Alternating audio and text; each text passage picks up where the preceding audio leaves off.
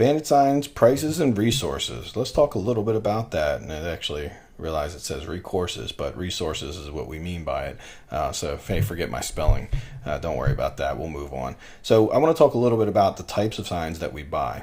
Now, you see a sign this is a very commonly seen sign. We buy houses, cash, fast. And there's your phone number goes in. That's a very common sign that works really well. We've used it many, many years.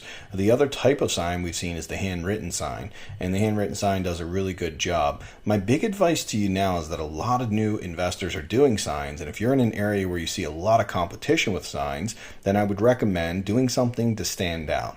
Make sure that your sign in some way is very different and very eye-catching, which is the secret to any marketing. And so when I've seen these signs that look really funky and handwritten, that's kind of what we did when the We Buy Houses stopped working as well, because so many people were just buying the templates from the sign providers. So we had the next step up was we started handwriting, and now we do a little more professional looking sign, which is now the next evolution up from the handwritten sign. Now, the key for you is to figure out where you are, where your neighborhood is in the evolution. So if you're not seeing a lot of signs in your area, and you'd be one of the few people putting it up, and you are in a really good investment neighborhood, and you wouldn't have a lot of competition, then my recommendation is you could get away with going with a sign as simple as this one, and you don't really have to go crazy. You only change and upgrade your sign when other people make it not work anymore. So if everyone else buys a sign that looks really similar, then your sign's going to kind of blend in with everyone, and then we'd want to step it up to a very different sign.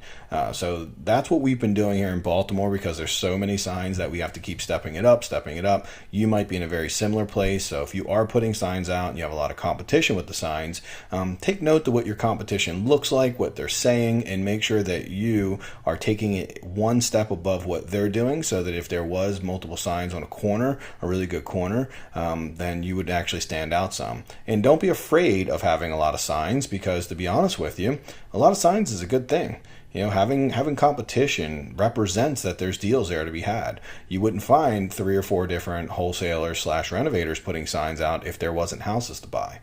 So for me, I'd actually be more worried if I was in an area that no one was putting signs out, because that might represent that there's not as many deals to be had, and that signs don't work as well. But that doesn't mean I wouldn't try, because no people could be great, or it could be a problem. Now, obviously, the perfect balance would be that some people are putting signs out, but a lot of people locally just aren't all that consistent, and you would be able to win due to your consistency, the fact that you put it out every week, that you had an organized plan and a route that you use every week, and you would just start winning simply for that. Now, there's very few people locally here in Maryland. There's a lot of people putting signs out, but what I love and what I think is true for almost any market is that so few people really stick with it.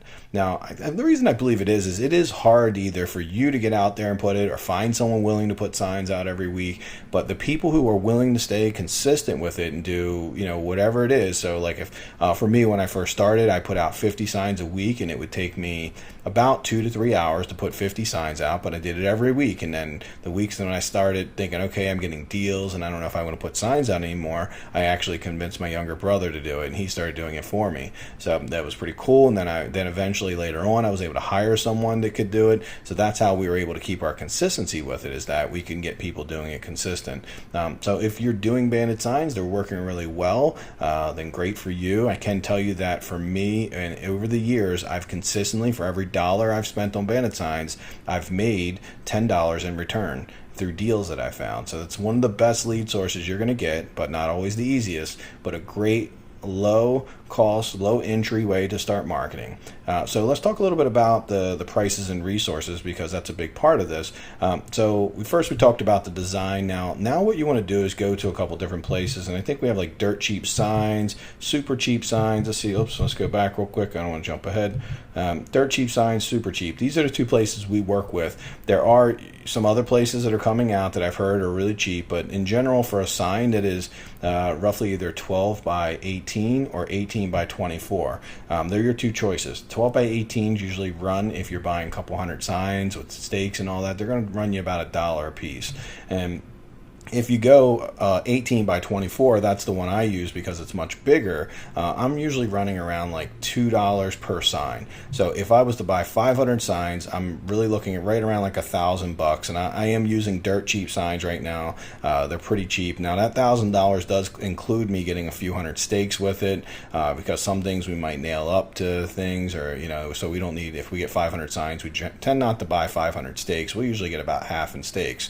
So with the stakes and with everything else, we're usually running right around $1,000 for 500 signs. Now, 500 signs is going to last you a really long time. If you're putting 50 a week out, you're talking about 10 weeks of signs. And I can tell you that in 500 signs, you will generate a decent amount of phone calls. In my experience, for every 100 signs that I put out, or let's use 50 since that's the big one. For 50 signs, you should expect to get about 3 to 5 phone calls. Now, so that's, if you think about getting 3 to 5 phone calls a week of people who have houses to sell, that's pretty cool. That's worth it. That's going to compound every week, and it's going to be lead after lead until you start getting deals. So take Bandit signs very serious. You're going to hear a lot of different conflicting opinions on it, but I'm a guy who still does them today and has done them my whole 10 years I've been in business, and I'm not by any means in one of the best markets to do Bandit signs, but they're still bringing me a great ROI. Now, will they require a lot of phone calling, a lot of talking to people and weeding? The answer is yes. Bandit signs do that. They're going to make you have, you're going to have to talk to some crazy people, you're going to have to deal with some stuff. But the reality is, it's a great way to practice, great way to get used to closing deals and making stuff happen. So I love Bandit signs, one of my favorite paid sources because it's so affordable. It's always one of the foundational things I do in my business. When people are like, how are you finding so many deals? It always comes down to Bandit signs as the first foundational thing that I'm doing.